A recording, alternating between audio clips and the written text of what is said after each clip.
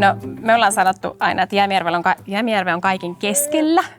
Että tästä on niin kuin kaikkialle se semmoinen 25 minsaa isompiin keskuksiin. Että Ikaalinen, Parkano, Kankaanpää, niin sillä on tosi hyvä sijainti, että ei ole pitkä minnekään.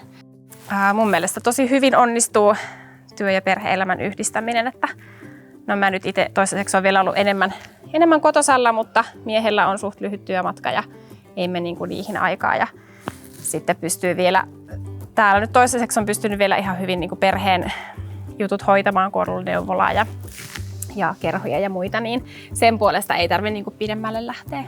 Jämijärvellä on paljon mahdollisuuksia perheiden tehdä ja touhuta monenmoista. Täällä on mahtavat luontopuitteet, puhdas luonto.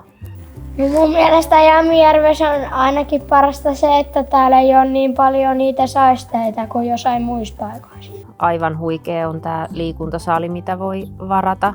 Parasta Jämijärvellä on se, että pääsee varaan liikuntasaliin, niin pelaa sinne vaikka sählyä tai jalkapalloa tai jotain. No aika paljon nyt tämän uuden koulun myötä niin tässä piha-alueella ja tuossa ministadionilla ja kaukalolla ja niin kuin liikuttu perheenä ja sitten lapset liikkuu ja no kesäsi urheilukentällä ja niissä maanantai-kisoissa niissä tulee käytyä ja no Jämillä jonkin verran liikutaan perheenä ja retkeillään. Mutta aika paljon mun mielestä tämä koulun alue on käytössä. Joo, ehdottomasti lapsiperheille tosi hyvä paikka asua, että on paljon mahdollisuuksia. Että ei ole pakko lähteä niin kuin mihinkään isompaan paikkakuntaan, että kyllä löytyy ihan täältäkin.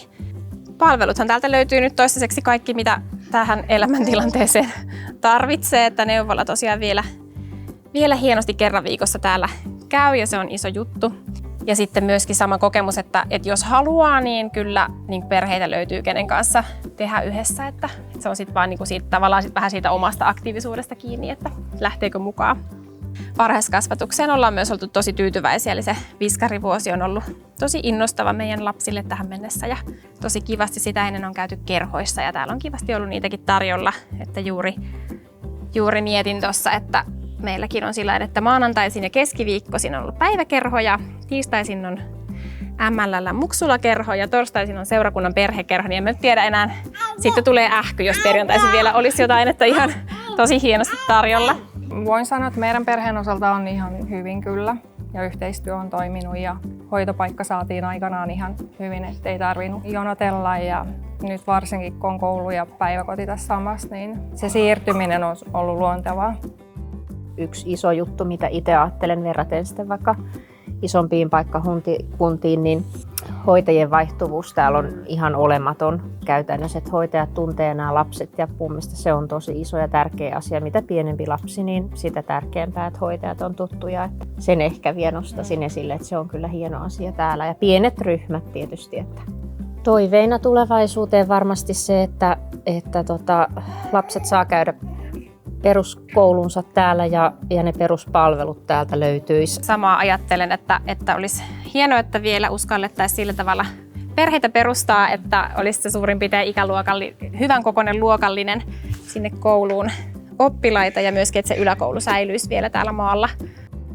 Jämijärvi, joka on nyt täällä kaiken keskellä, niin on semmoinen turvallinen, yhteisöllinen paikka lapsille kasvaa ja että vaikka nykyään nyt tavallaan ne niin kuin, vaikutteet voi tulla mistä vaan, mutta kyllä täällä silti niin kuin, kokee, että pidetään toisista huolta ja sitten on semmoinen niin kuin, turvallinen olo lähettää lapset kouluun tai hoitoon. Jos ei heti koulupäivän jälkeen ilmaannu kotia, niin kuten usein tapahtuu, niin ei tarvi heti olla sydän syrjällään, että kyllä tietää melkein, että kuitenkin ollaan varmaan jääty suustansa johonkin kiinni tai ollaan hyvillä teillä kuitenkin.